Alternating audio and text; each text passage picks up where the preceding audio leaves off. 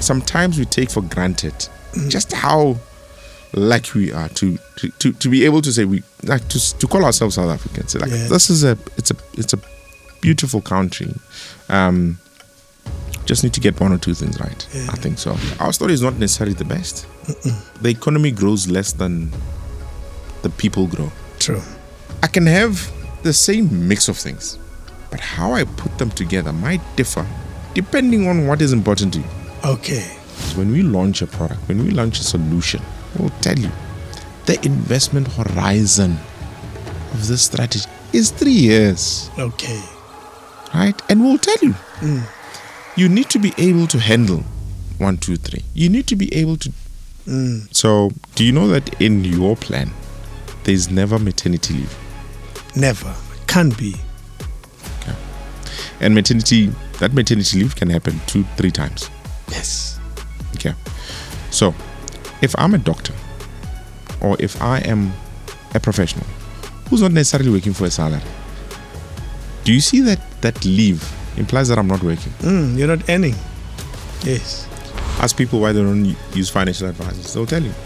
Those people, they sold us policies. We never sold them again. That's true. Do you know that? Yeah. Yeah. Like they sold us policies back in the days. Uban came here, sold, wrote this.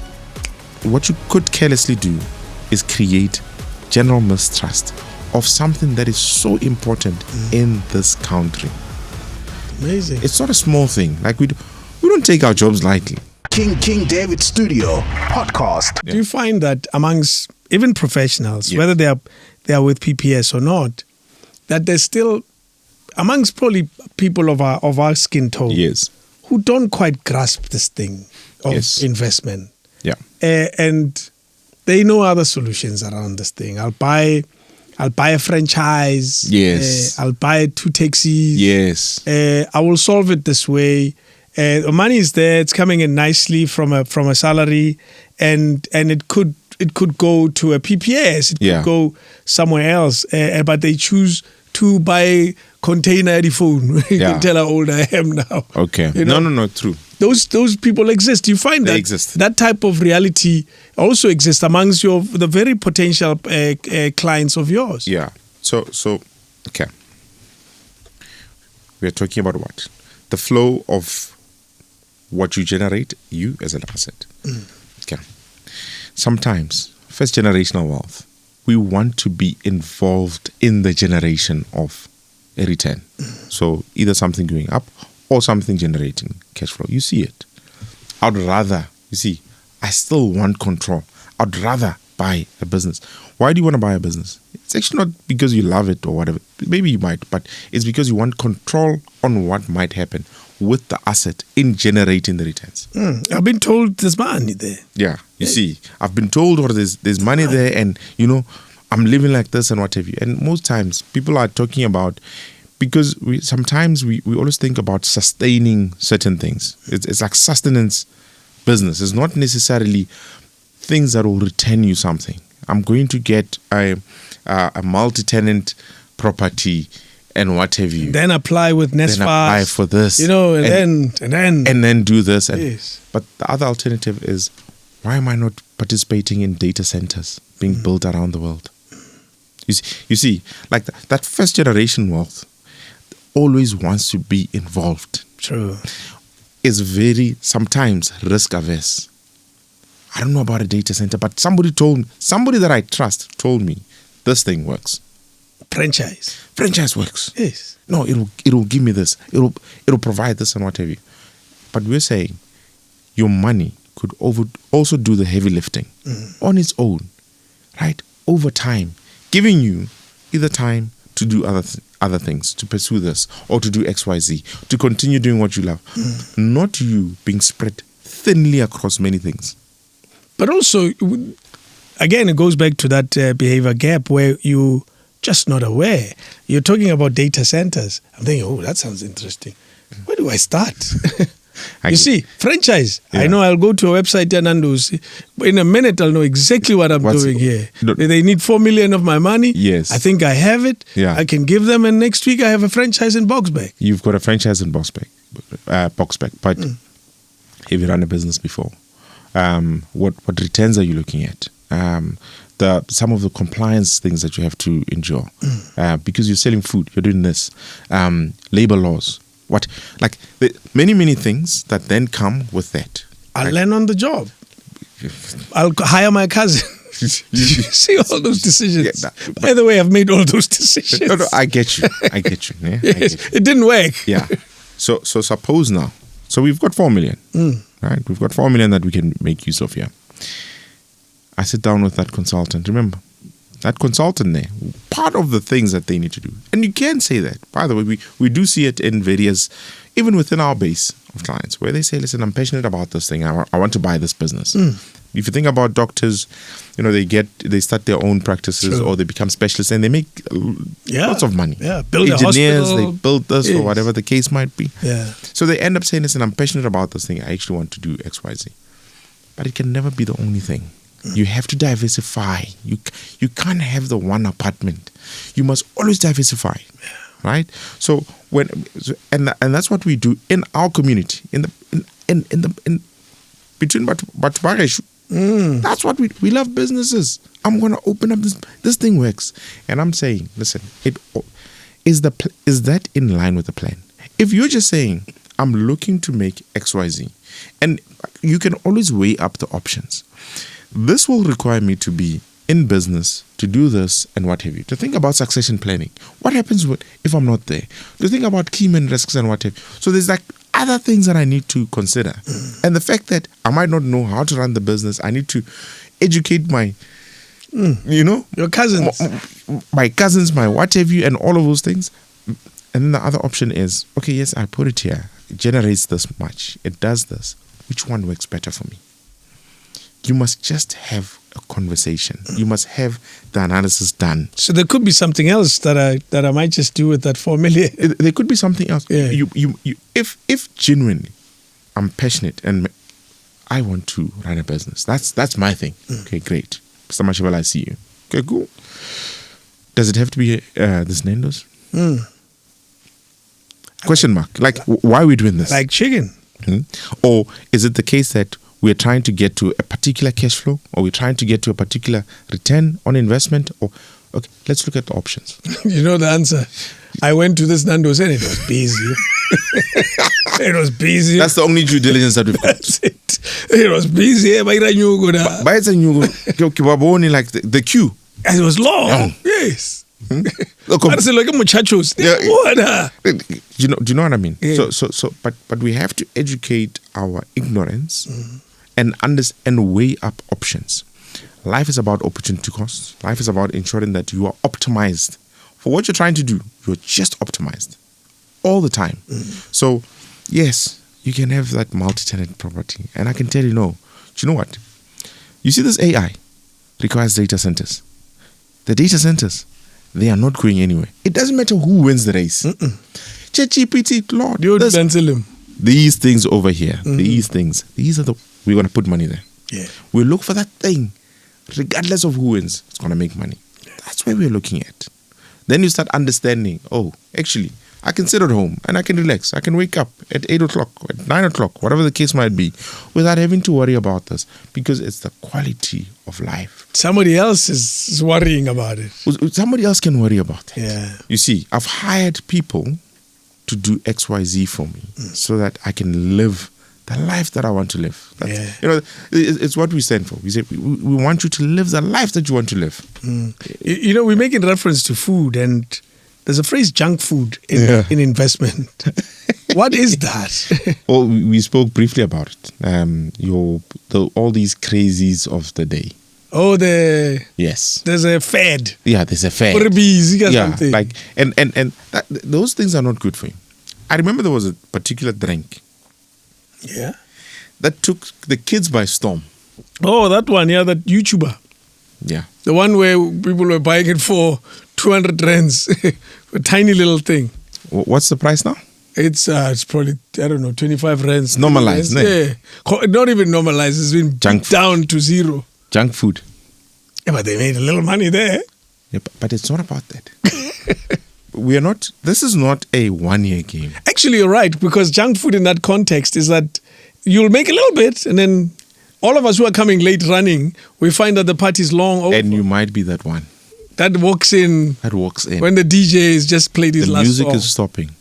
You might just be that one. Remember, if you lose 10%, you need to make 11% to get back to the original place. If you lose 25%, you need 33% to get back to the original place. Hey.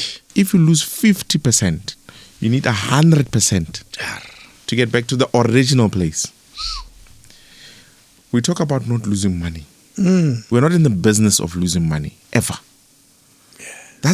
It's a painful thing to try and regain money that you've lost.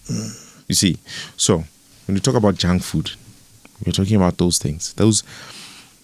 Those opportunities that don't have any sustainability in them. The investment case is not necessarily what you should be looking into, what have you, and it's the weakest that it can be. Because if you lose money, you've got a problem. Because then there are not a lot of opportunities, Brother Dave, that will give you 100% return. And for you to get it right, to get the call right. Remember I was telling you about time in the market versus timing the market. Yeah. To time the market is difficult. It's the most difficult thing in the world, to time the market. Even Warren Buffett doesn't time the market. No, it's difficult. You cannot say, oh, I think it's going to go up. Who are you? Unless you have insider information. No, you're gonna go to jail. Absolutely, right? Yes. So if you are to do something and you're thinking, listen, I think this thing, you're timing the market, mate. Don't do that. No. Rather, we always say to our members, you must cost average, right? It's good to get in all the time. It's good to get in all the time. Even with those Bitcoins, it's good to get in all the time. Don't say, I'm going to take this and I'm going to put it in. No. Because you've just bought into one like you've bought into one roller coaster ride. You see, if the roller coaster is going in different places, nobody knows where it's going, right? But there's multiple roller coasters that are coming. All we're saying is that rather have one seat in each and every one of them, right? You're just putting like one. One of it will go up and down and what have you, and it's a horrible ride. One of it will go on a nice stream. But collectively, your experience should be better than somebody who just went in. On average, you have a better story to tell. You've got a better story to tell. That's the thing. So time in the market is always your friend. Is it, the way you explain it, it almost feels like you can guarantee that it'll turn out well. With time in the market. With time. Yes. Yeah. You'll say, hey man, I've been on all those rides. Yeah. It was great.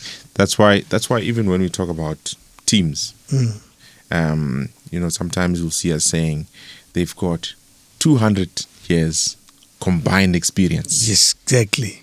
Yeah. Yes. But has been here for 100 years. Forever and a day. Yes. Because, one, we are human, which means that we all have biases. I like equities. Pradev likes bonds. It means that I'll always be positive.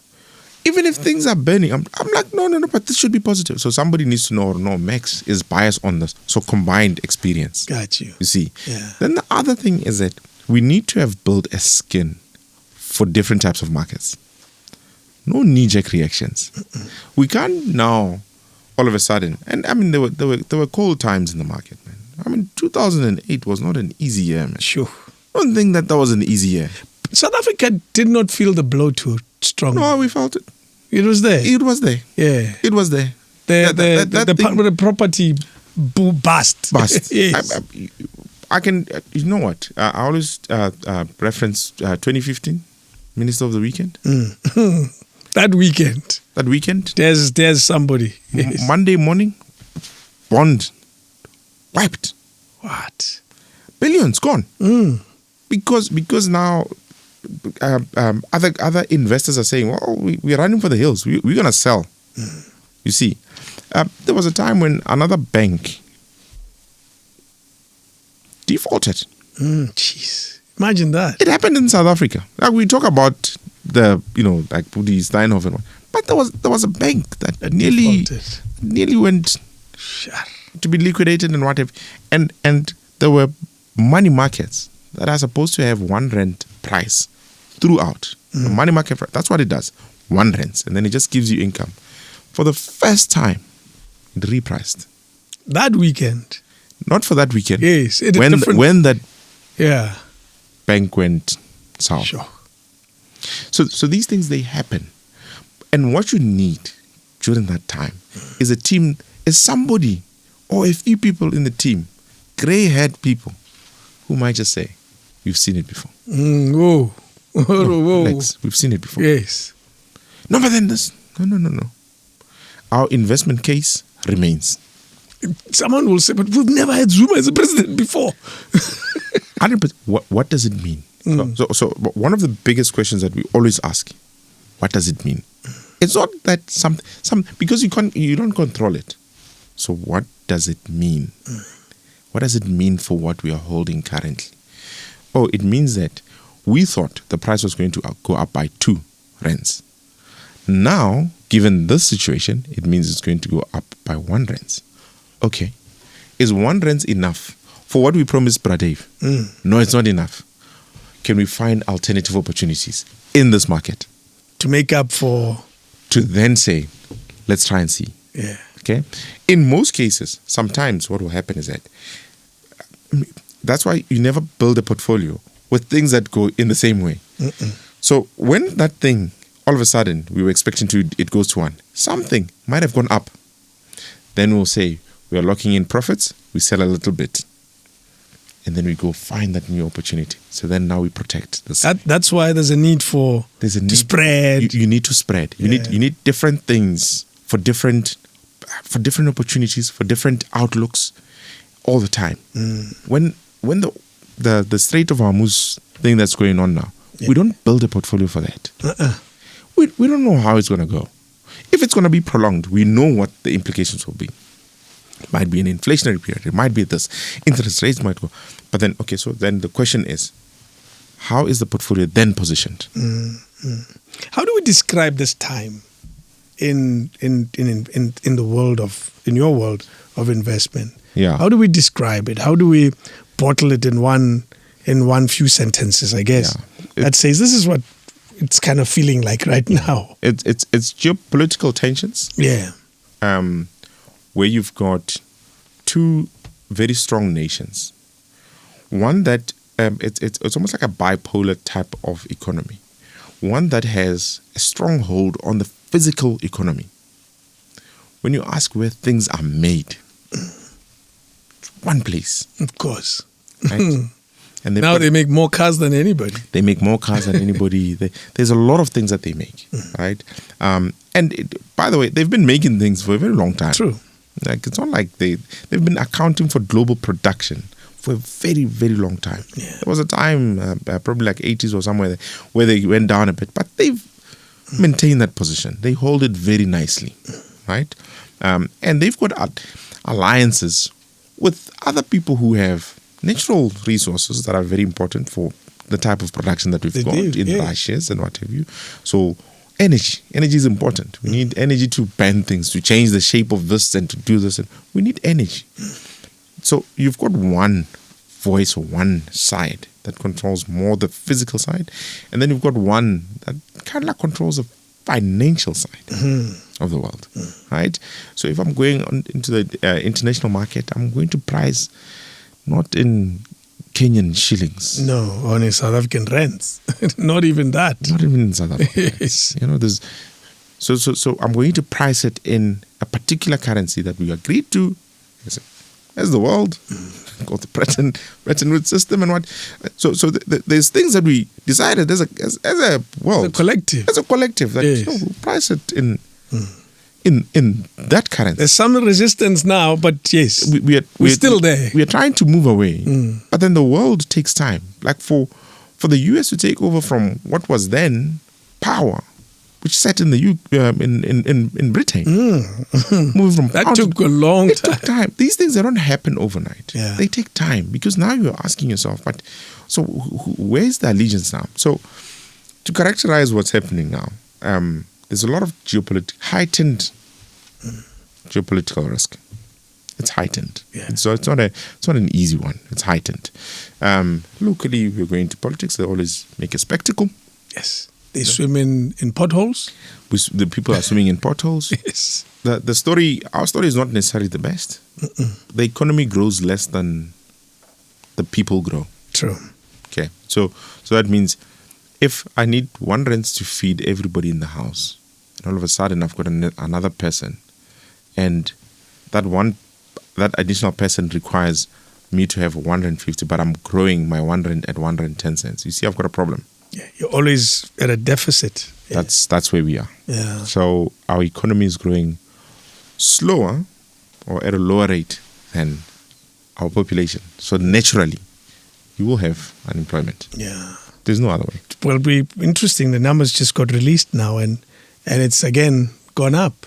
Yeah. So we can't grab a hold of it. The economy needs to run. Yeah.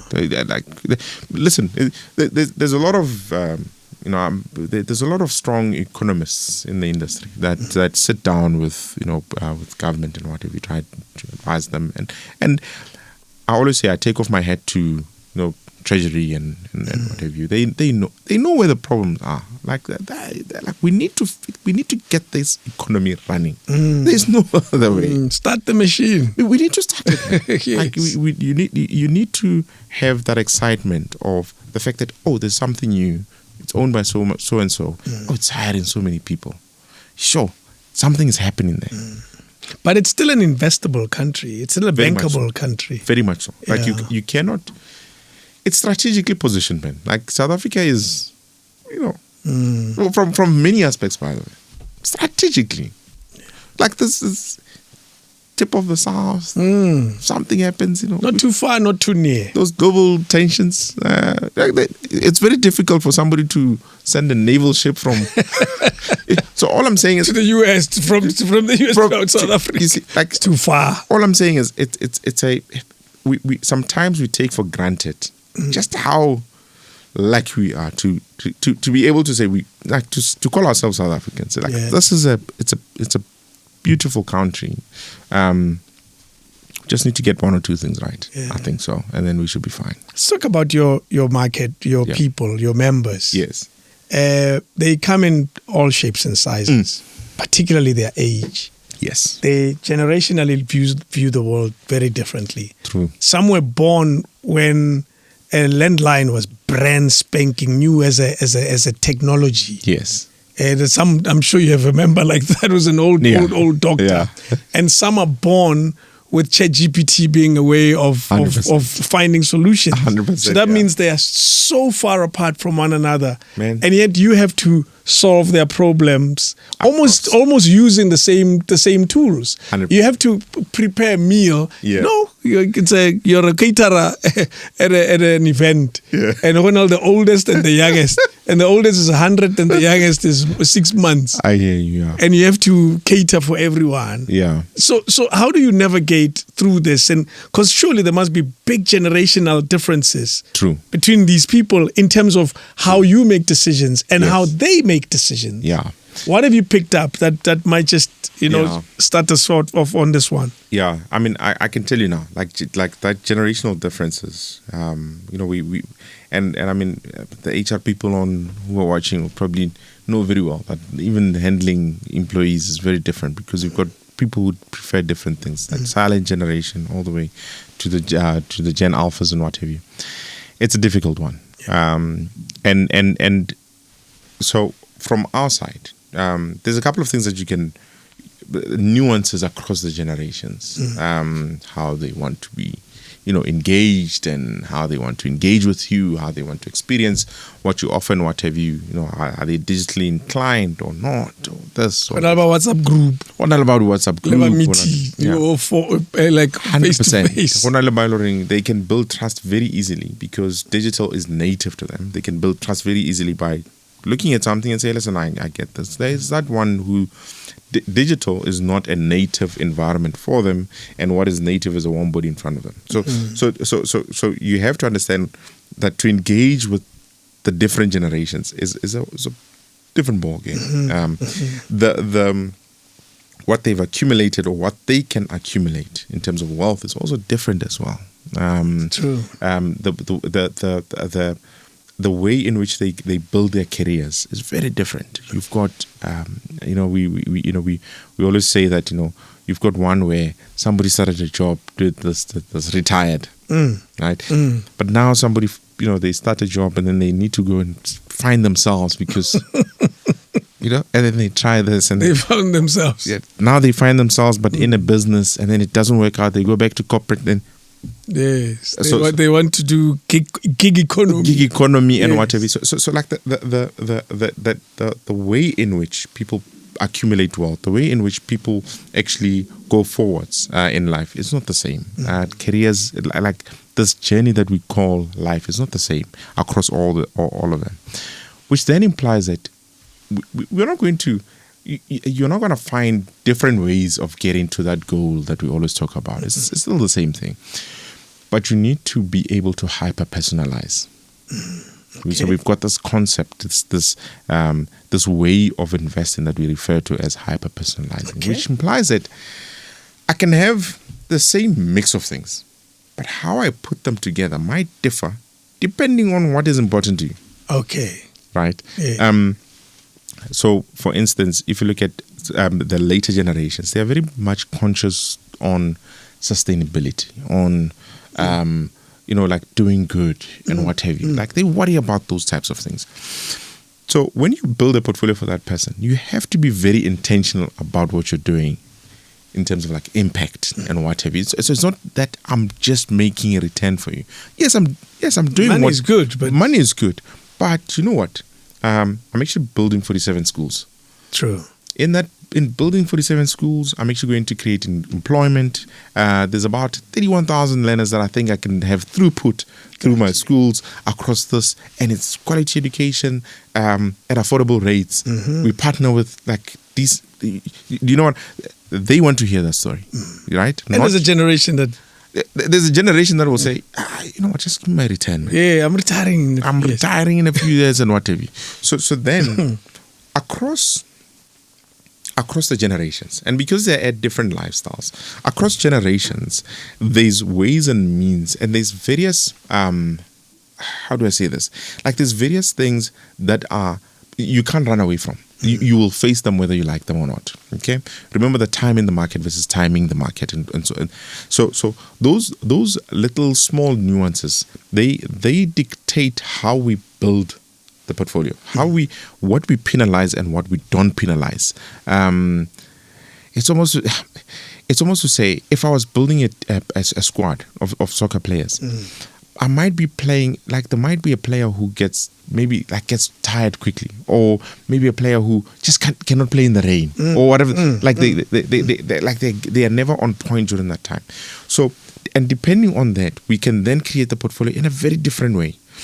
And then as you get to another point, the sensitivities change. Like there's sensitivity to something else, so I need to change it. That's it. So that's how we then say we need to understand each and every generation. We need to understand the nuances in the generations, and then we can hyper personalize. It's the same stuff, just presented differently. Man. Like if we my mother will always say, like too much salt in food. You see, versus my brothers who want habanero sauce, or whatever the case might be. They will hoy more. Before they even taste. They will pour salt. 100%. So for us, it's the fact that we've got they are all there. We've done the research. Remember that thing of doing the research? That never goes away. We've done the research. So now we believe across all of these opportunities, we should be able to get to, say, inflation plus 5 or whatever the case might be. Then we go and understand within this pool what's important, where are they in life, what are some of the risks that they face. Then we build the portfolio. Gotcha. We might then put an additional layer. This person, they've got certain religious beliefs, and because of that, they don't want to be investing in a company that sells cigarettes, in a company that sells some alcohol, pork. That sells pork, Yeah. that sells that, or whatever that manufactures guns. Absolutely. Right? Yeah. They might have some of those nuances. Then we can again Customize it further to say, okay, so then we'll exclude 1, 2, 3. But we still believe you will get to the same outcome as somebody else Who doesn't even care about who the small doesn't care about details. it. Yes. They don't care about those small details, but because it's so important to you, we are able to hyper personalize it. It's the same notion as like the smartphones. We might have the same brand smartphones, from my cover to the apps that I've got and what have you. When I pick up your phone, I'll know it's on my phone. Immediately. But they were made. They were shipped. Right? You customized it according to your preferences. In this, on this side, you can't necessarily customize. We are doing it for you, but we get to understand you. We look at data vigorously. Like we try to understand each and every one of our members, to the point where we can then say, we've got this cohort of members, we've got this cohort of members, we've got this cohort of members. These are some of the things that we believe should be important in this space, and we can have engagements with those financial consultants because they are closer to them. And then we can then say, let's create something for them. Here's another factor that may play a role as a difference in the individual generations. Those that are slightly more patient, remember, timing versus time in the market. Exactly. Yeah. There's some who are likely, generationally, they're just impatient. Yes. It's probably because they're younger, or maybe they're older. I wouldn't know. But they are impatient, and others are willing to wait it out. Yeah. Do you find that factor also plays a role generationally? Yeah, it does. Yeah. So what you'll find, okay, that instant gratification. Okay? Do you know that you used to wait for a show on TV? Handlefel, 7 days. You know that feeling. The A team was playing once a week. There we go. Yes. You know that, eh? 100%. You know your child that will never, ever wait for 7 days. No, understand. Like it's a. Remember the brain, like it's like a muscle. They have not flexed that muscle. That patience muscle. That patience muscle. It's not there. Yeah. I get things on demand. If I need this, I get it on demand. I don't have to wait a week for episode 2. I'll take you even further back. Yeah. We used to warm food. Yes. With a pot of water, boiling water, and a plate on top. Yes. And you would close the plate on top. Yes. And wait. Yes, and wait for it. You first wait for the water to boil. Yes. And then the steam to warm up the ceramic plate, which takes long to warm. It takes forever to. And then you wait. That's a good 30 minutes of boiling water. Thank God electricity was cheap. But that was life. And then microwave was created. But that was life for you. 100%. Right? And normal.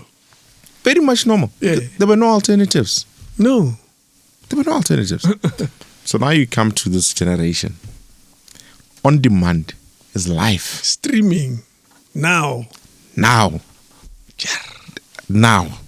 And we judge them harshly. Eh? No, you can't.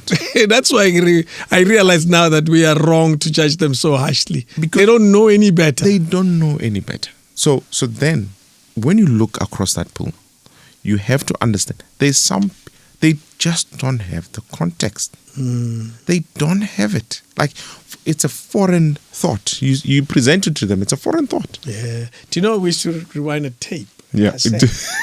With a pen. Yes. I remember that. And that takes long. I remember that. While the one is playing, because you don't have two of them. Yeah. So now they just scroll it back.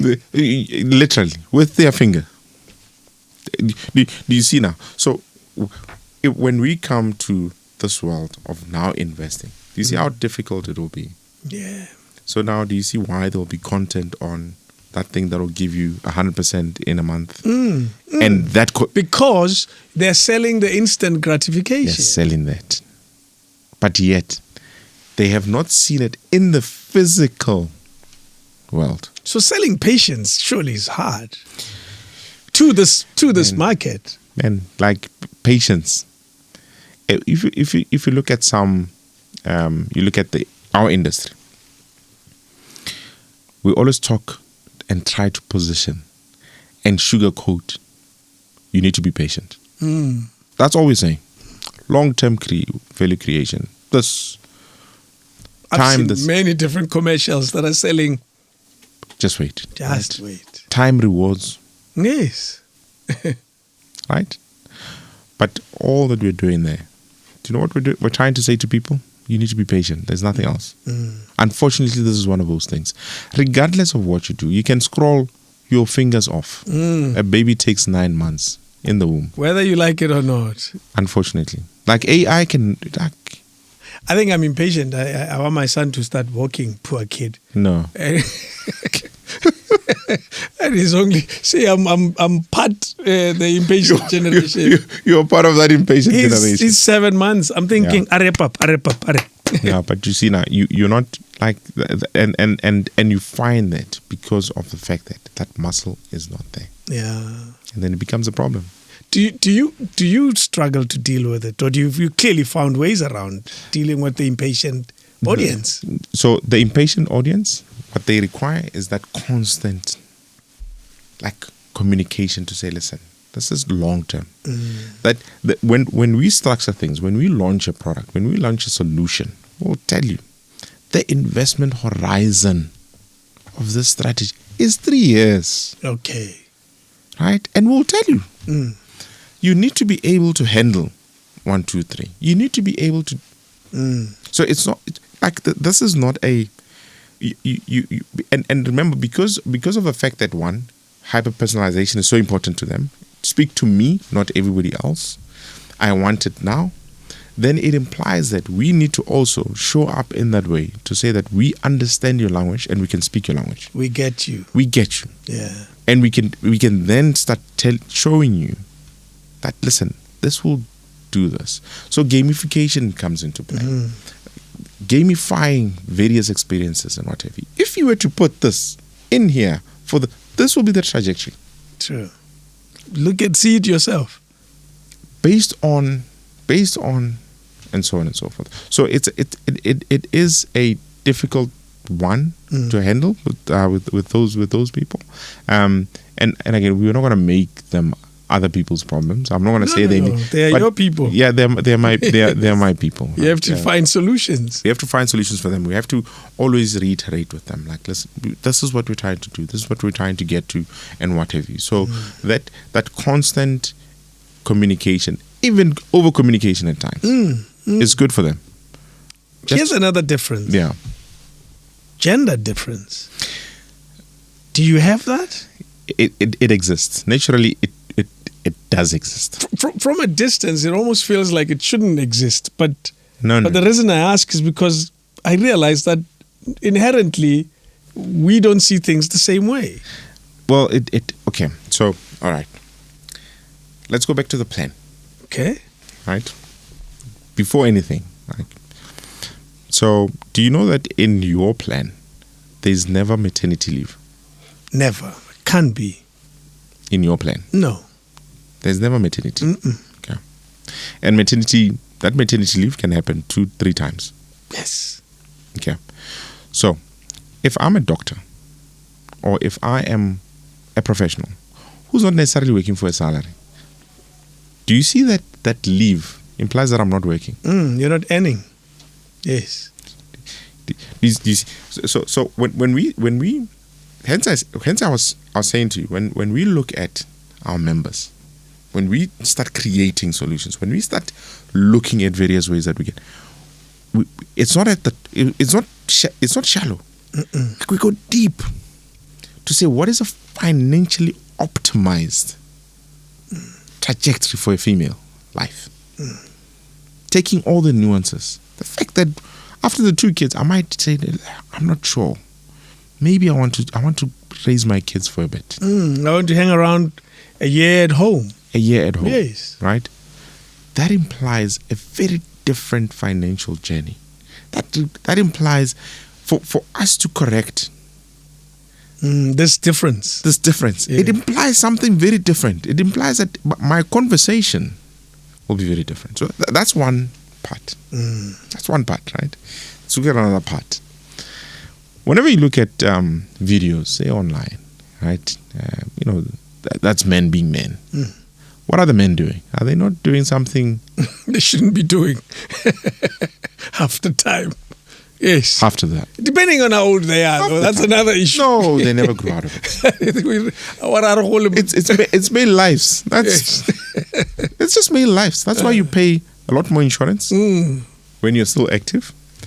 And typically, you get a lot more guaranteed annuity later on. It's because you're expected to die quicker. Poor guys. Unfortunately. Yes.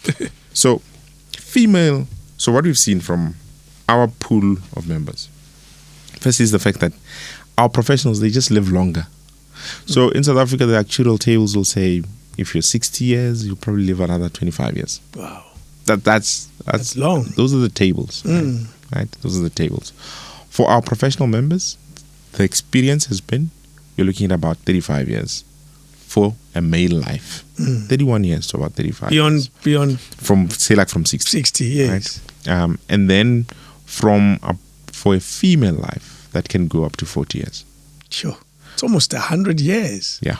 So females, they tend to live longer than males.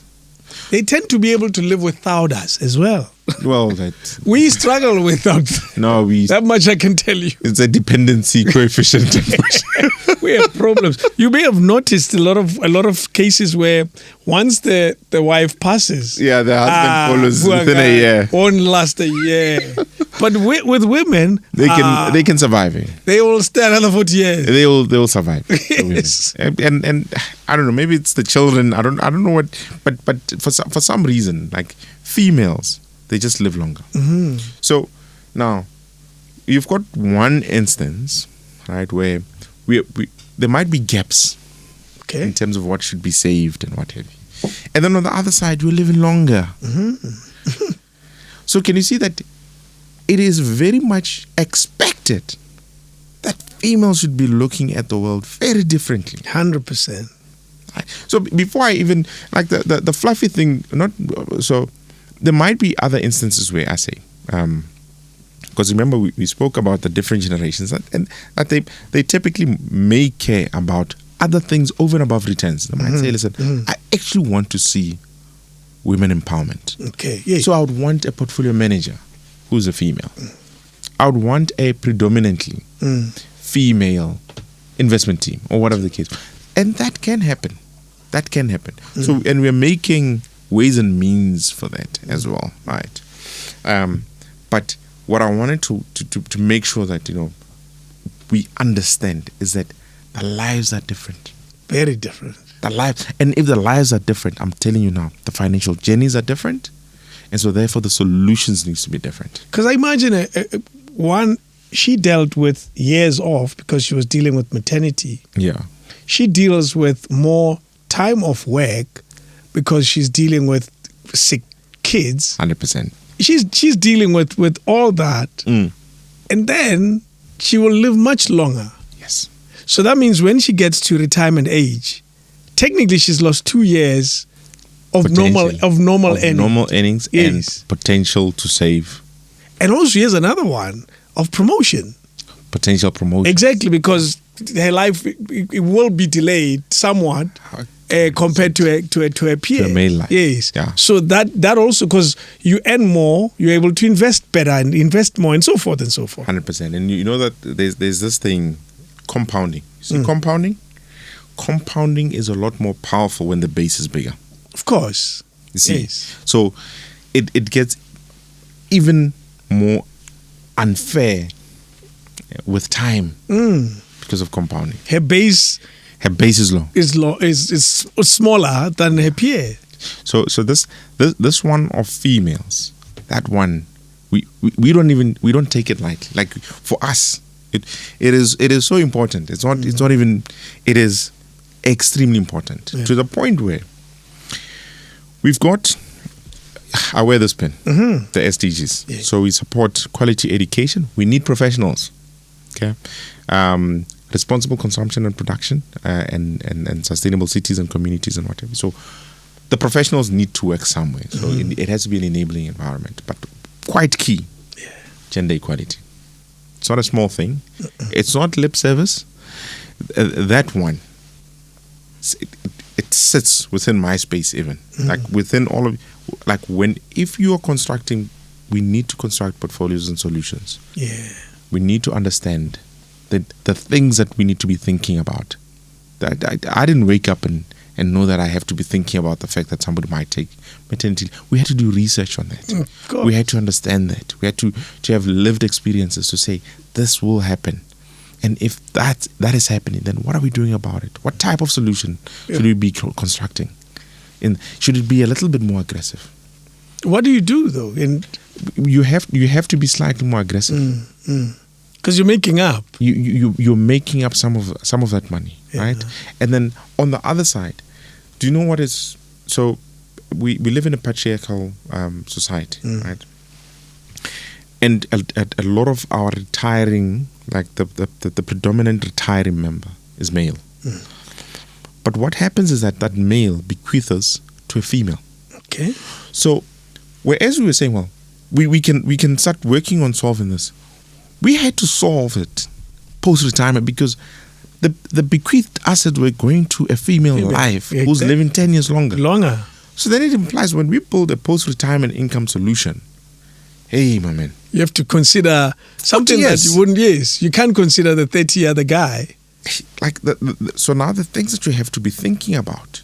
So now, all of a sudden, building that school is no longer just we're going to see the CEO of whoever planting a tree. No, for us it's a necessity because we know that's a market that nobody's looking at. So the price discovery is not there. So there's a lot of information asymmetry. So we can plow money, get our hands in there, and actually generate very good returns for something that is so much needed. It does good things for us, yes. It gives us the professionals, but it's generating good returns for us. And those are the returns that who needs it?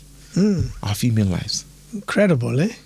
Our professional lives. So we always, professionals are the most interesting lives that you can ever deal with. I can tell you now. Yeah. Very, very interesting. It's a privileged, I guess, position for you guys to be dealing with such a dynamic creature.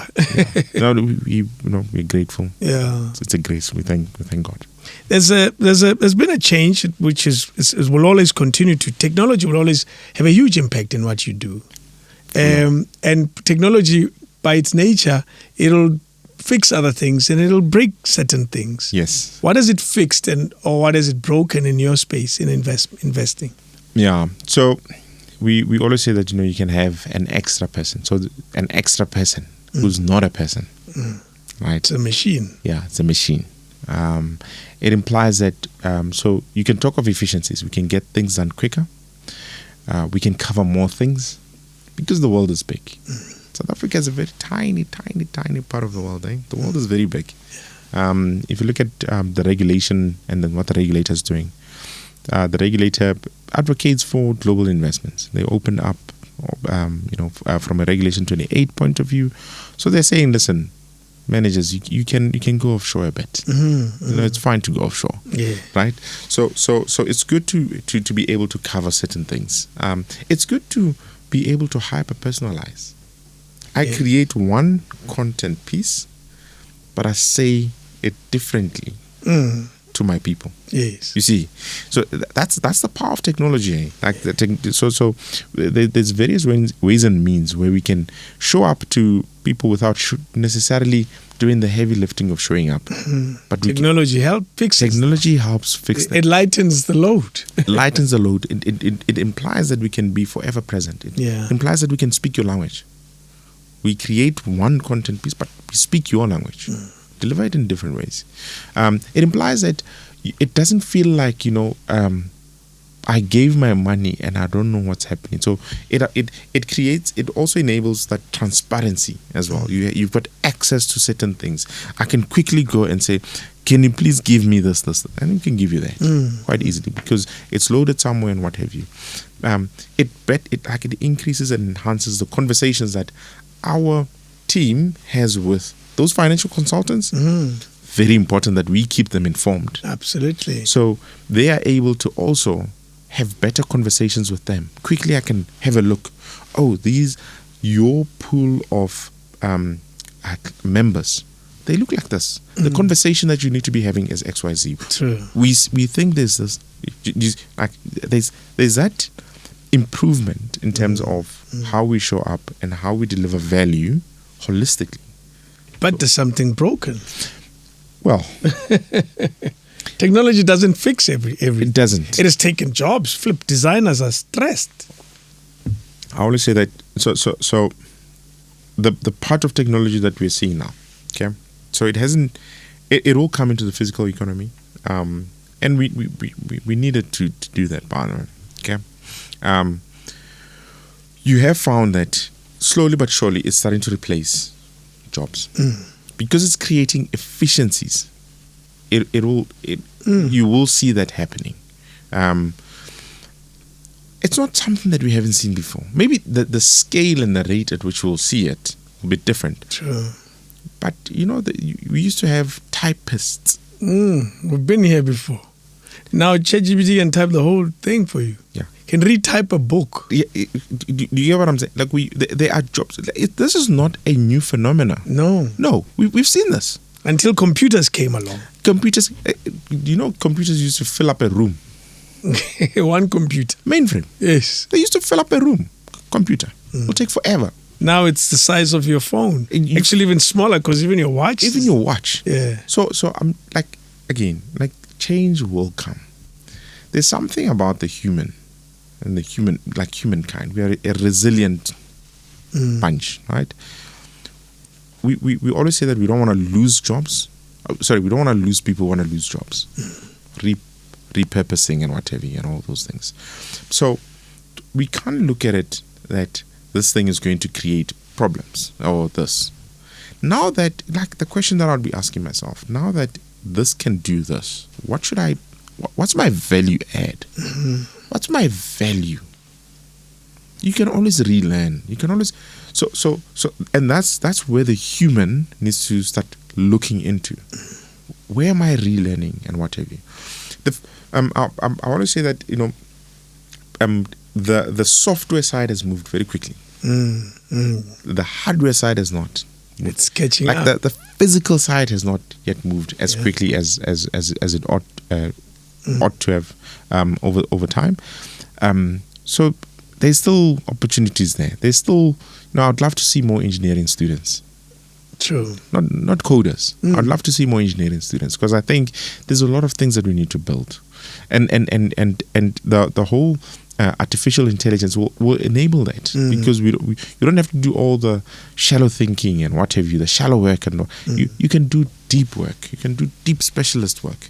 So there's always look at the bright side. Don't the bad side. Yes. It's not all broken. No. I read an article of a CEO who used an AI clone to deliver their quarterly earnings report, and only told the analysts that were on the call 30 minutes in that it was his clone. Wow.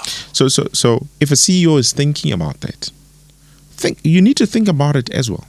You need to be asking yourself, and remember, one has to start using these tools. The person who didn't use Excel, so now we have to use paper because you never learned Excel. What is this? We have to adapt to you. No. Now we have to write a whole thing because you didn't learn how to prompt. No. Yeah. The world is moving. I always say to people, you are an asset. Yeah. The value of the asset changes and morphs depending on the context. So you can sit there, you can see the context is changing, but you don't want to improve the asset. Guess what? I can tell you that asset price is going down. That's true. Because the value in this context. It's a phrase I read that says if you're not moving with technology, your competitors are. Your competitors are. And you'll always be behind then. You're gonna have it's just gonna be tough. So we see technology as an enabler to more positives than negatives. To the point where within the group itself, we are now all going on AI courses. Have been on. No, it has to be. Yeah. It has to be a must. Can't be left behind. No. We can't leave it to chance. We can't leave it to. But we'll see. Strategically, it'll solve itself. No. What are we? You have to move with it. An ostrich. You know why an ostrich hides its head. Yes. In its brain, it believes that it has hid its entire body. Entire body. And yet it only hits just the head. Yes. So you have to understand something. Like, we see it just like everybody sees it. And for you to say you're an expert, I question that. I mean, not too long ago, AI was something that was still in university halls, university corridors. We didn't even call it AI. No, we called it by the downstream applications, neural machine translations, question answering systems. We called it by what it was doing, which you are getting today holistically. Yes. Right? And I can tell you, during that time, if you were to ask somebody, like, what are you studying? Like, if somebody was, but Premex, what are you studying? It was something interesting. We didn't know you couldn't, like, you knew it was going to do something big, but you couldn't. No, you couldn't. Yeah, tangibly touch it. And I remember OpenAI kept on coming up with bigger and bigger and bigger models, and people are like, the research community was saying, what is the point of this? Why do you need 1 billion parameters? These models are too big, and the infrastructure and the effects on the environment. What's the point of it ingesting all this data? And like, there was a lot of focus on like smaller models, the deep seeks and what have you. So all I'm saying is, it's still very much from an industrial application point of view in its infancy. Now, a lot of people will say, yes, you know how to prompt and what have you, but not a lot of people can actually replicate what the Google DeepMind team did in 2017 when they published the current architecture of the models. Not a lot of people can do that. No, they can't. It's amazing how also we've been existing in this weird bubble of social media and weird bubble of communication being different and media being different, and we've seen the rise of experts in your space. Yes, more and more those who call themselves financial experts, and they read something or they do a teleprompter and they tell you something that they just downloaded somewhere. How has that affected your world, where I now, when I walk into your consulting room, I already have an opinion of what's wrong with my body. Yeah. So it's the same thing, I imagine, in the world of investing, where I walk in, I already have a very good idea of what's going on. Yeah. Trump words I saw and all of that. Yeah. How has that affected your world? Yeah. So I mean, firstly, okay, it's very difficult to run a business in our industry. We are heavily regulated. Heavily. You have to prove, we've got these different licenses for what you can and cannot do. The financial sector conduct authority, the FSCA, they've got ways and means of ensuring that there's trust in the system. Okay, I just want to start there. A lot of these FinTalk influencers, whatever you want to call them, most of them are not licensed to talk about what they're talking about. They should be like, if you're doing that, you're not disclaiming and disclosing, you should technically go to jail. Technically, to be honest, because the situations of the people that are watching you are different, and you should always disclaim, this is not financial advice. Speak to a financial advisor so that your own situation can be better understood, and then that plan that we always talk about can then be created for you. True. Hyper-personalized solutions can then be created for you, and so on and so on. So what you found is that there's a few behaviors that you pick up. There's a few platforms that have obviously made use of some of these services. Some of the fintechs and what have you. It's good. Like, I always say, more info is never bad. My industry is not necessarily. We are like the older gentlemen. Sometimes you never know that we're there. what is this company? Like, What do they do? What do they actually do? Like right now, somebody's watching this thing. Like, it's really the first time that I hear about this BPS. What is this it about? BPS investment? What is this? I've seen a billboard. I saw a billboard driving. It didn't even catch my eye. It's not like the one. Yeah, what? Yeah, That Netflix. one catches my eye. And Netflix or the new.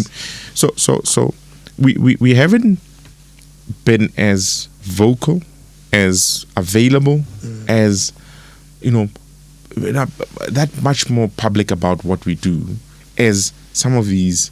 And it was an opportunity. There was a gap. Somebody saw a gap. I can go in.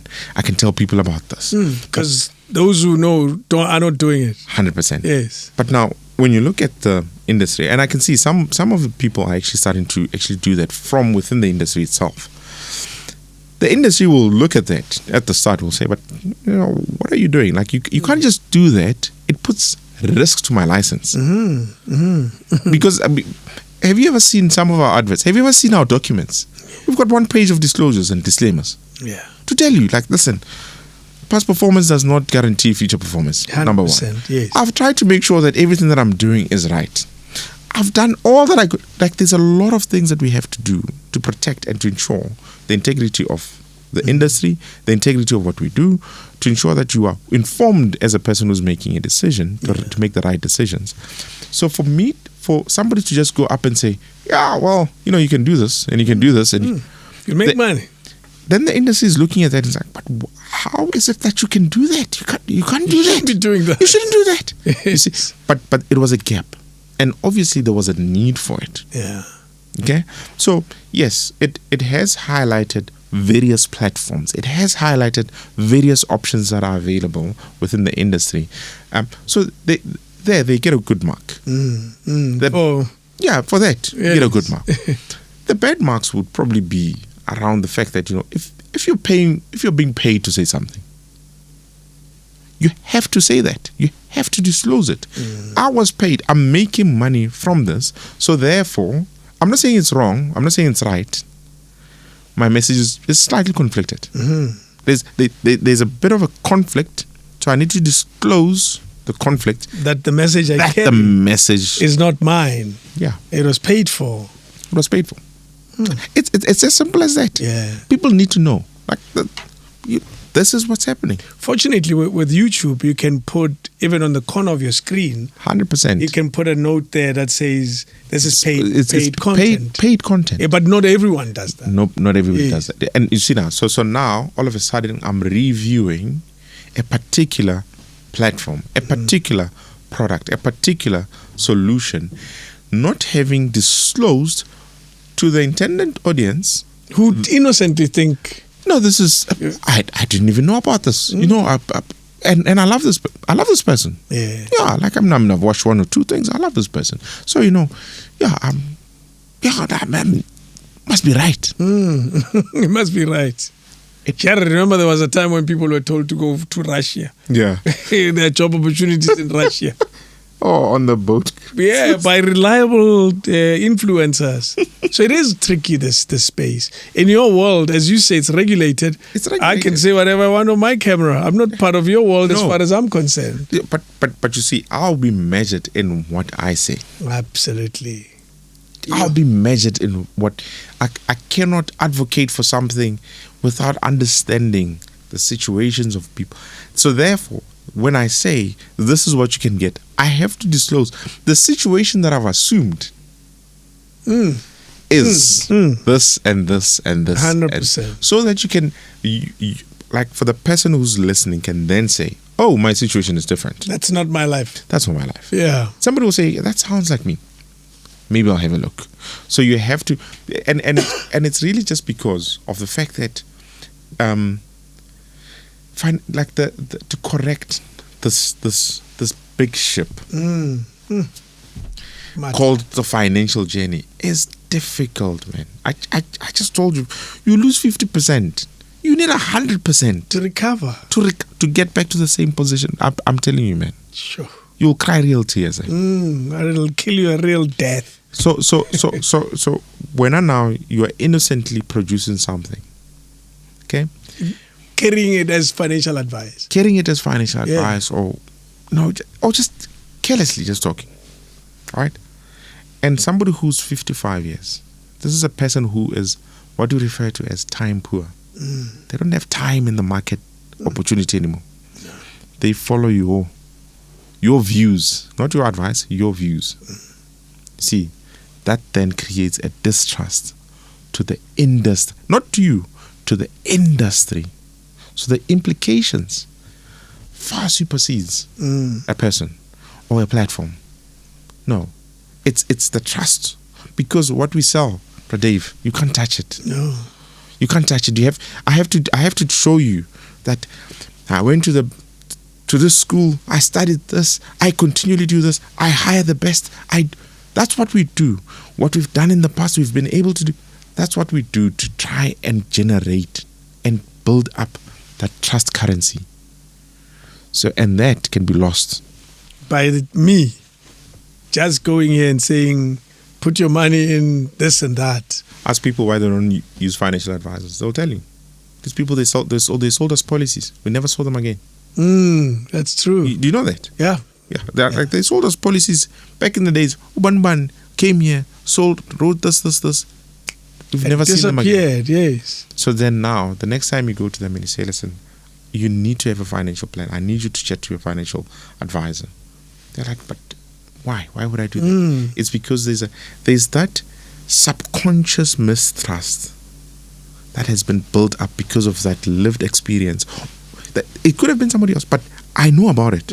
That these people, how do I even choose between them? How should you die? How should you die? Like, how do I choose between them? So can you see, like, it's not the implications of those things far supersedes like a one-time selling this. It's the fact that what you could carelessly do is create general mistrust of something that is so important in this country. Amazing. It's not a small thing. Like we don't take our jobs lightly. No. I'm learning that. I'm learning. No. But work from home. Work from home. You're not doing much. I get a ring light. Yeah, you see. Here's a quick one as we draw towards wrapping up. Yeah. Offshore versus domestic. Yes. It'll always be a debate. Shouldn't be, but yes. Okay, carry on. It shouldn't be. It shouldn't be. Tell me why it shouldn't be. How big is South Africa? It's tiny, relative. It's tiny, relative, right? Yes. Okay. You look at but remember, when you're inside it, you think it's very, very big. No, to you, it's very, very big. Yes. It takes me for like a 2-hour flight to go to the end of South Africa. Absolutely. I know. But South Africa is very small. Very small. But it's not just about South Africa being small, say like in terms of like the people, and so therefore the consumer base, and therefore the potential earnings of the businesses and whatever. It's not, let alone the political stuff and what. No, it's not just about that. It's the fact that there's some industries that we just don't have. Okay. We talk about nanotechnology. It doesn't exist. No. We used to be a leader in nuclear technology. Well. Now we are. Well. Yeah. We could have been. Absolutely. We could have been doing a whole lot of things in that space, by the way. Yeah, like South Africa, they chose a different direction, which, as a country we did that. Yeah. But there's a lot of industries and investment opportunities that could yield very good returns for you, even as a South African investor that's not in South Africa. So hence I'm saying global versus domestic or local, that one is not even a non-debate. No, non-debate. Where are all the AI players? Are they in South Africa? So if you want to participate in that growth, where should you be? Where the EV? The EV players. Yes. If you want to participate in that, if you want to participate in the people that create the critical components of an EV, because remember I told you, one of the things that you ought to be thinking about is buying into critical things for things that you're not sure who's going to win. Is it going to be the Chinese? Is it going to be the Scandinavian countries? I don't. But as long as I can get in, where are those countries? So that's why we say you must always go global. Yeah. So the other thing is the fact that people are no longer South African citizens; they are global citizens. Whether we like it or not, that's going to happen. South Africa might be my base, but you know what? I might be planning a global trip, and a trip somewhere. So maybe I might want to have money in that country, or whatever the case might be. We see it in our base. Some people have gone somewhere else and what have you. My people, we stay. Like our generation, we stay. You don't move. We don't travel. We don't move. Like even from a opportunity, from a job point of view, mobility, like that mobility is not there. We stay, right? But there will come a time where people will start moving. Our kids will not even call this place home. Quite fluidly. Yes. Right? In those instances, right, for that second generation wealth and whatever, in those instances, a global portfolio is a must. Yeah. You are a global citizen. So, one, diversification. Right? Don't ever put one thing, like all your eggs in one basket or what have you. Two, there's just some things that are just not here, unfortunately. So you just have to go somewhere else to go buy them, right? And then the other thing is that we are becoming a global citizen. Like that one is happening. We can't even stop it. It's happening. No, it's happening. Yeah. You could be in Soweto but working for a company in Kenya or a company in the UK. Remote working, that gig economy is global. That's true. Right? And if I'm working there and I'm thinking to myself, do you know what? I'd love to be in that space. I'd love to be there. See, just like I'm physically here, but culturally, my everything is there. It's not a bad idea to start investing there as well. You know, but you would find someone who overuses an offshore perspective, who says offshore is the way to go and nothing else. As we agreed, you and I, that there's still value in this country. Plenty. Yes. Plenty. Like if you look at some of the companies that emanate from South Africa that have made it big, man. There are many. It's tough to overlook the investment case of South Africa, man. The MTNs. The mining DSTVs, the mining companies. The mining companies. Even your checkers. The Shoprite. And Shoprite. The Shoprite group. Yes. Fantastic business. So for you to say, like you see now, that will come from a particular it won't come from a learned investment case point of view. And remember, the whole point of offshore versus local also depends on your liability structure.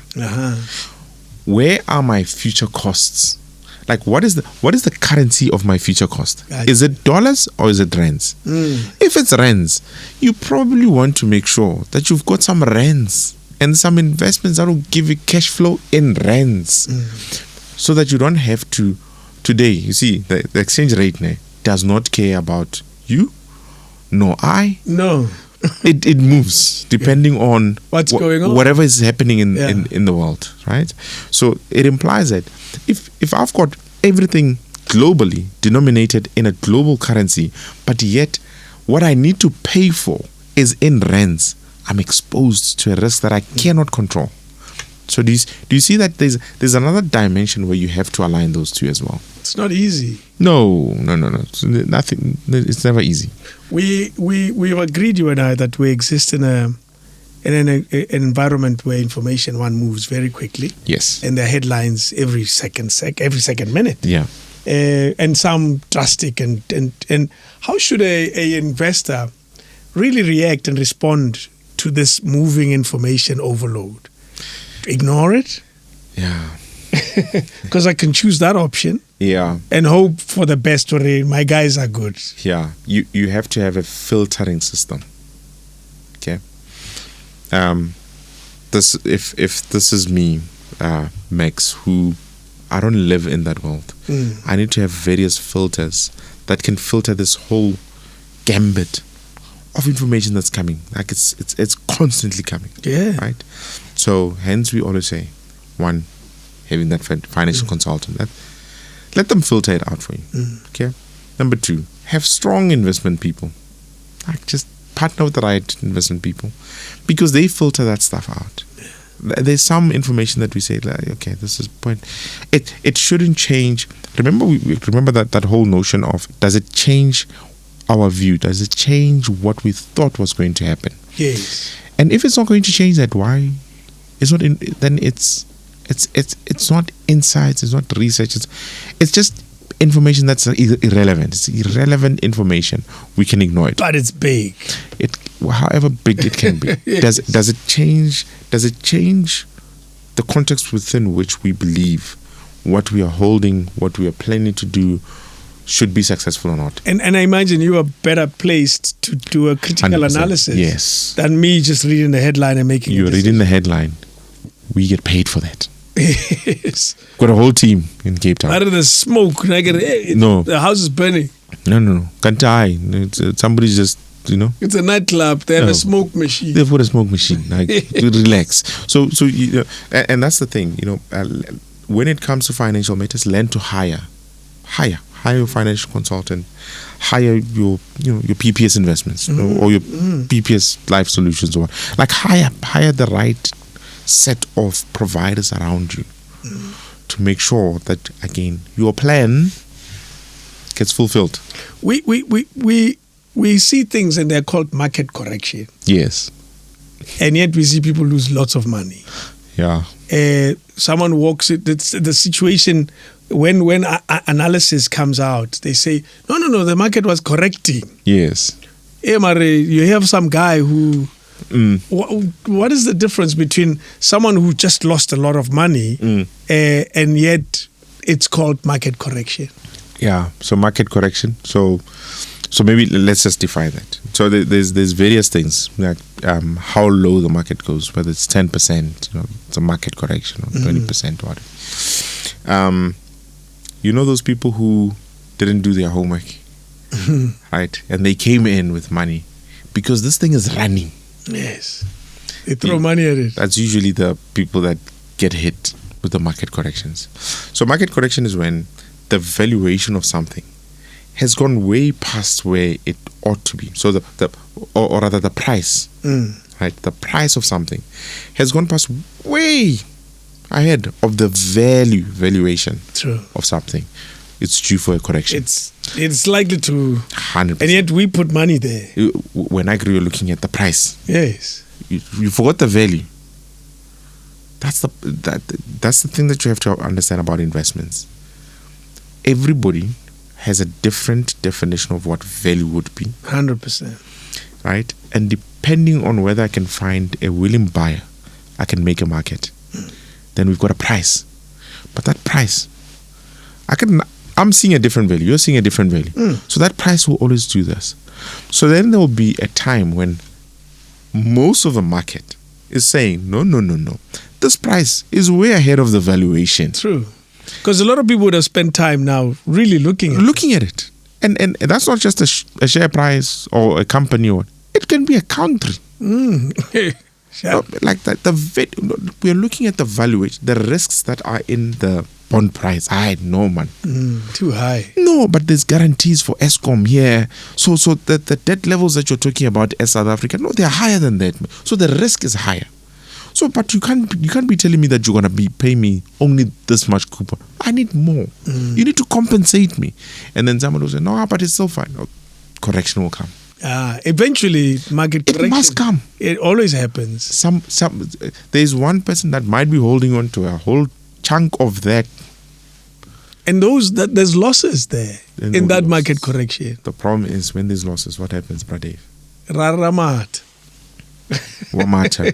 You have to go and find the next big thing to get back to the same place. Try to make up for the loss. That's so difficult. Yeah, but surely those people make the game interesting. It's like Kaizer Chiefs this season. Why do you have to always No. They made the season amazing. Because those players they're not number one, they're not leading, but they can cause havoc. Yeah, they can cause havoc here. And you can't ignore the noise because it gives Pirates 1-1, it gives Sundowns 1-1. It's like, what the hell? It can create a bit of havoc. Exactly. To what should have been happening. So usually their money is not that big. So there's various prices that an analyst can look at and whatever. Yeah. Sometimes there's a volume weighted price versus a share price. So when you see a price of what closed at 20 rands, somebody's looking at the volume weighted price. Because I get a price is a price.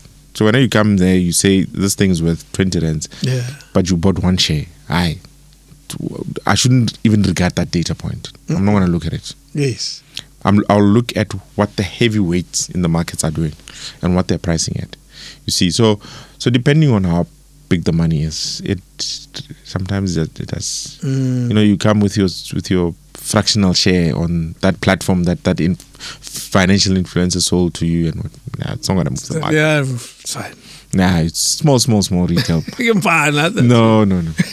Bigger institutional investors, they move things. They Yeah. move. But you have to look at certain other things. Directors doing things. You see, that's important. Regardless of how small they are, that's important. 2026. Yes, sir. An interesting year. Already we've seen wars all over the place. Yeah. You said we must invest offshore. You see what I mean? Because that's what the headlines are giving us. 2026. No, I know. 2001. If I still in Nelich. Absolutely, yeah. Right? We're still here. We're still here. Mm. I'm like. And then even in the fire, someone is making money. I like that's what you need to we need to get to that point. Yeah. The world corrects, because there's value that's always being generated. There's value that's always being demanded. Mm. And if there's value being demanded and being supplied, implies that there's somebody who's making money. Who's making money? See, like that's ask that question. Yeah. Who's making money? Yeah. Right? So the people that you need to be hiring today will be the ones that will say, no, don't worry. We haven't built the portfolio for that. Yes, we see it. Yes, it's a problem. It could potentially do XYZ, but we didn't build it around that scenario and whatever. We think that there's still value here. There's still value in Europe. There's still value. The value is still there. What are investment managers debating, right?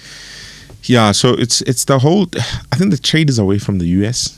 The trade is probably towards Europe. Is that some guys are finding value in the US? Okay, of course. But I will say there's dominance in terms of like the AI players and whatever. So guys are, you don't want to necessarily be playing in that space. It's funny money that's going into that space.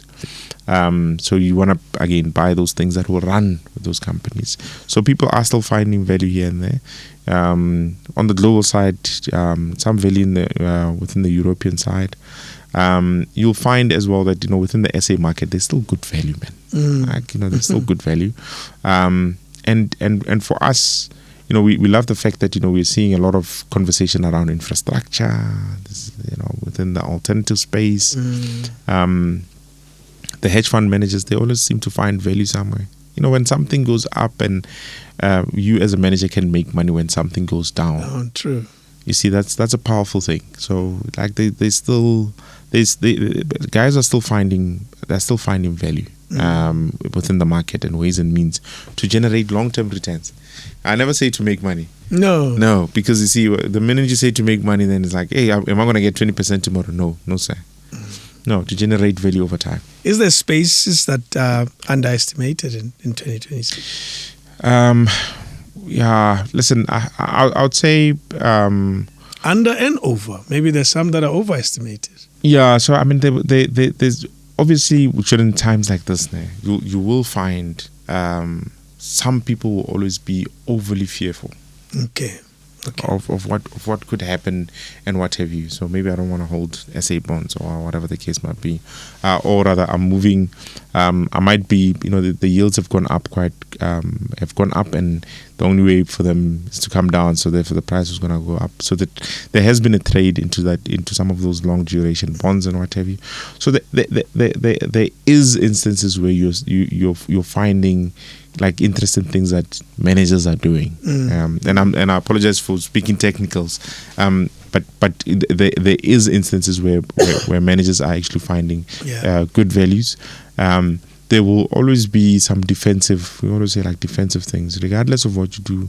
You will buy medicine, farmers. It doesn't matter what happens. You need a place to sleep. You need a place to food. Yeah, you will need to drive your car. You need to do those things. Yeah, the basics will remain. Will remain. So there are some strong defensive plays in the market that will still yield good returns and what have you. We are actively looking into this private market space. For us, that it just represents such a good opportunity. It aligns to our purpose as a business, but then at the same time, and like it's just it's powerful in terms of the impact that you can have on the country, but still be generating good returns. So we've got a big focus within that space as well.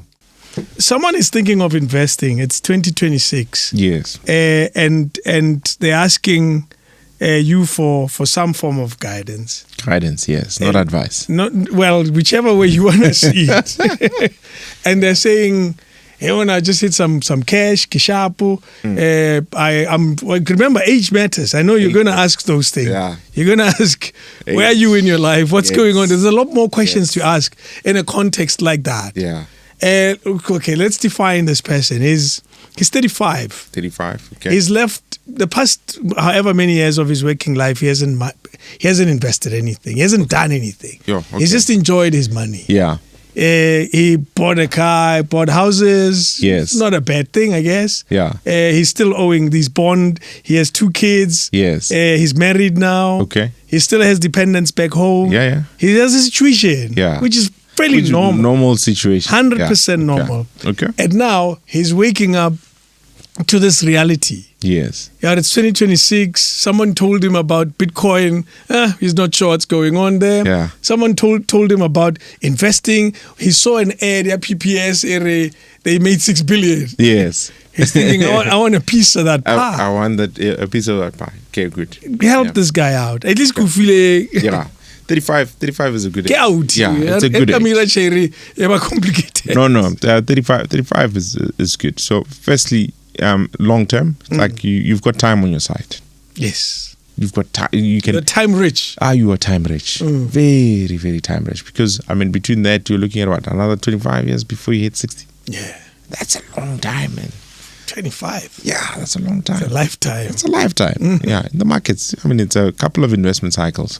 So you definitely. So I always say you can start with regulations. Okay. What does the regulator say? So the regulators will say to you, well, you can go 75% equities. Got you. Right.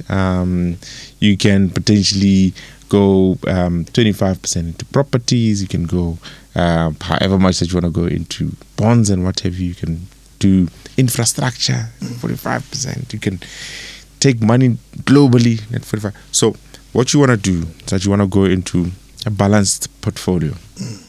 What is a balanced portfolio? A balanced portfolio is one where we've tried to mix a couple of things, right, with the view of creating very long-term value for a person. Typically used within the retirement fund space, most balanced funds, right? So that would be the one that I'd say, listen, you potentially want to go into that space, right? You've got time on your side. You can handle ups and downs. When you open up your eyes when you're 60, you're gonna be fine. So go into that, like no questions asked. Okay. However, you have to also talk to them about the personality. Yeah. Of that investor. You have to say, don't do this. No, but these are going to happen. No, but listen. So again, like if you are 35 and you've got 25 years, in that 25 years, I don't even expect you to touch anything. I don't expect you to. We just mentioned what is your investment horizon. So now we're looking at a 25-year journey. Why are we touching the money? Don't touch the money. Hey, man, I saw the news. No, like you invested into something that's long term focused. I would even say so depending on what you. So if it was money that came through a windfall and what have you, it's a bonus and this, I can even say just go straight up equities. Like you've got time on your hands. Leave it there. Like you can go full on risk. But again, the question is not, here we're making the assumption that you're going to be spending the money at 60. Because you can be 35, but spending the money in a year's time changes things. Completely. Changes things. Because now, all of a sudden, you don't have the time. So, even though you're 35, if we're saying you're only spending this money in 5 years, 7 years time, you've got time in your hands. Let's go aggressive. But if you have to spend this money within 3 years, you don't have time. No. You don't have time, right? So you can expose it to certain riskier things. Okay. But it needs to be diversified. You need to be cognizant. You'll see this word cognizant. You need to be aware of the fact that things might not go according to plan. So I can't put everything into equities. I have to have a little bit of bonds. I have to have a manager who thinks like that. I have to have a manager who thinks about inflation and stuff like that. So again, it's not just about the age, it's also about when are we spending the money. When do you need it? When do you need that money? And depending on when you need that money, then we can say, well, we can go full on risk or we need to dampen it down. But if we've got all the time, let's go full on risk. And you can always start with what the regulator advocates for, which would be something like a balanced fund, and put your money there. In terms of PPS and this 35-year-old who's enjoyed his money, that's all he's done. He's enjoyed his money. I envy this young man I've just created here. He's having a good time. What do you say to him in relation to what you guys as PPS offer? 35 is a beautiful age for us, right? Firstly, sort out the important things. Protect your income. That's the first thing. We always say to all our professionals, you're a professional. One of the key things is that you need to protect your income. Get that sickness benefit or whatever the case might be. So you need to protect the income. Protect your life. Remember, protecting your life. Okay? So one would say, but what's the difference between the two?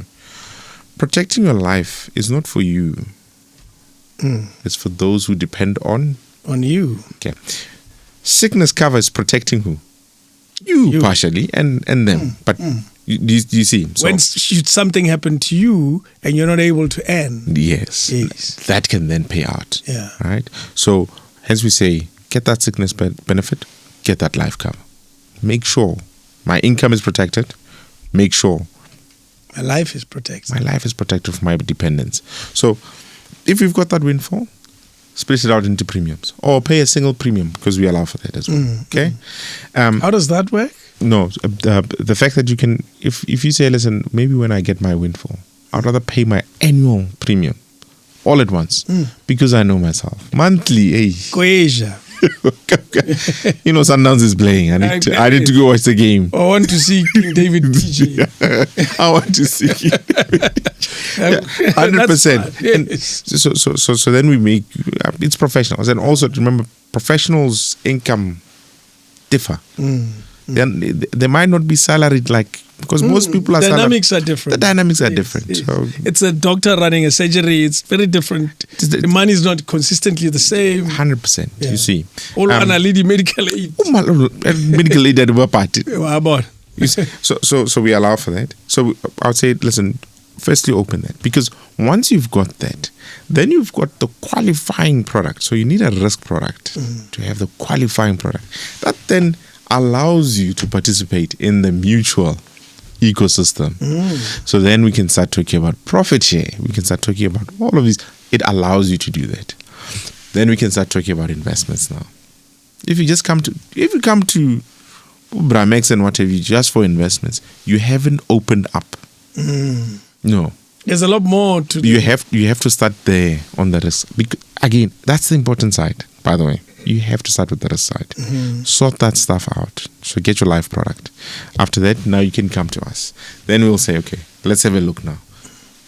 Then I can say, I've got my PPS balance fund of fund. Much like I'm very much consistent, let's go into the balance fund. That balance fund of fund has other managers underneath. You don't have to choose. Remember, pikir Mabu is not going to work here. You have not looked at these people. You don't know what they're doing. Yeah. Just because they've got a billboard, I always say, doesn't mean they know what they're doing all the time. They know what they're doing. It's probably why they can afford a billboard. True. But it doesn't mean that they're right all the time. So it's always good to mix up a few of them. Have a couple of players on the pitch. That's all. Yeah. And that's what we do. So you can come and get that from us. Do you know, it's always fun having you here, man. I wish we could do this often. Now, second time. Yeah, it's the second time. Yeah. We should arrange for the third and fourth and fifth. 'Cause- Ever so often. Yeah, and also maybe consider shorter, punchier, Yeah. specific. Yes. You know what I mean? Where we get to remunerate specific. Like specific issues. Yeah, Yeah. and also get people who are, I have a problem here this, and I have a problem here this. Yeah. I told you the first time, I'm going to tell them, firstly, go get yourself an advisor, please. Like, man, it's like, it's a small thing there. But man, it just told you to be accountable. You have a financial plan. So and we will be, as I said, just watch the space. We're going to be creating something later on this year. Right? We're going to bring it to the market.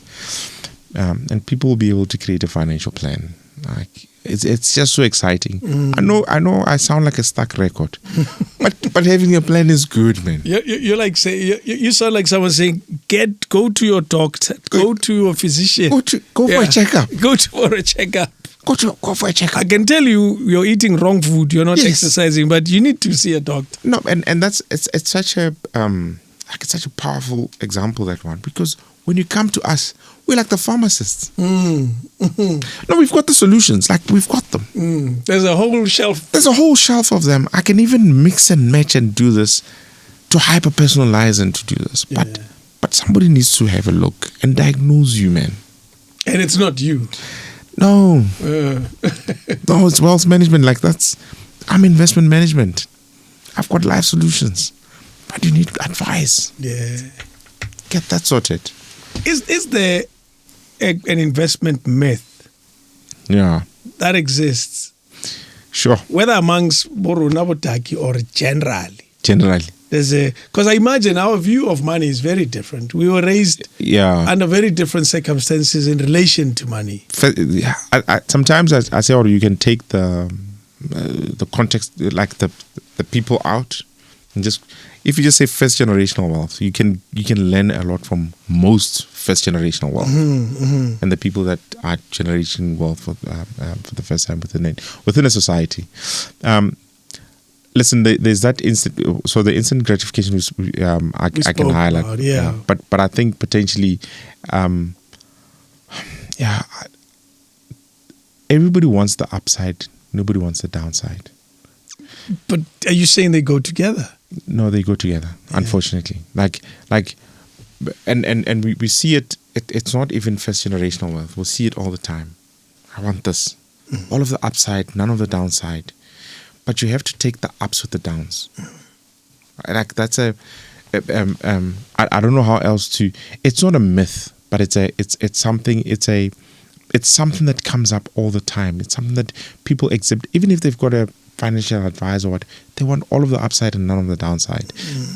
We don't have that. Like, it doesn't. That's like the ride over the time. I can tell you, you'll have plenty of upside over the short period. There will be some ups and downs. Don't look at your statement. When you get a quarterly statement, I'm not going to look at that. Have a look at it. Have a conversation. Are we still on track with our plan? Are we on track? Are we going to Pitori? Yes, we're going to Pitori. Yes. Or listen, I'm looking at this thing and potentially we need to make a change because I'm not sure we will get to Pitori because this car is moving slowly. And you need someone to reassure you. Yeah, but do you know what I mean? But just understand that there's some traffic lights. There's and there might be traffic. There might be a funeral. Yeah. So that's blocking the highway. So the myth would be, it's a straight line to 10%. No. It's like this. No. That we sometimes we're giving you an illustration, but it comes like this. Yes, it comes like this. It comes like that. Yes. It's up, it's down, it's up, it's down. Like that's just how it is. But I guess we're hoping that on average it's going up. On a long-term basis, yes, it's going up. And you know why? It's because those entities, those companies, those countries, they are producing value to society. And for as long as you're producing value, there's somebody who's looking for value and is willing to pay a price. And they'll pay a higher price tomorrow, and so on and so forth. So that's why it will go up. It's as simple as that. But it won't be a... No. Because sometimes the CEO is fired or something, or... Oh, there's a war. Oh, there's a war, and the president is, putting tariffs, disrupting supply, changing. So there's the ups and the downs. But for as long as there's value that's being created, We're good. it's just that simple. Max Mojapelo. Ke sengangadi bra. Thank you, sir. Maro tsa about the Chiefs. Through and through. Tata ba ke bo. My first game. O ne o thata bo one. My first. I must tell you though, your team has done very, very well. No, it has. Yeah. I'm very proud of my team. Yeah. Even the guys that are playing, I'm very proud of them. I'm impressed by Pirates. Everybody is. I'm a Downs fan, but I take my hat off. Yeah. What they've managed to achieve is something we've never seen. We have to command them. If we compare apples with apples, they perform better than Sundowns. Yeah. No questions about it. Score more goals. Quality is just incredible. Yeah. So like we have to give them props. You have to give props to the staff. Absolutely. Development. Like, these things, they take time, and like those youngsters that are there, like they take time. Like don't. So we're buying Mofokeng le Apolis. Because that's what you do. You just buy. We can afford, Chief. Why are you judging us? I'm not judging. Why are you judging? I'm just side eyeing you guys.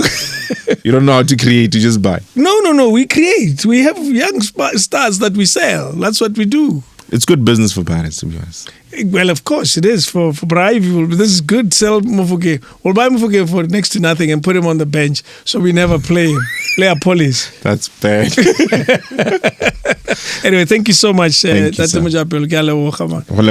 We enjoyed this so much. It's always so much fun having you here. There he is. He's a kind of title emailer, Executive Investment Solutions. Thank you so much. Thank you so much. There you have it. Wow. King David Studio Podcast.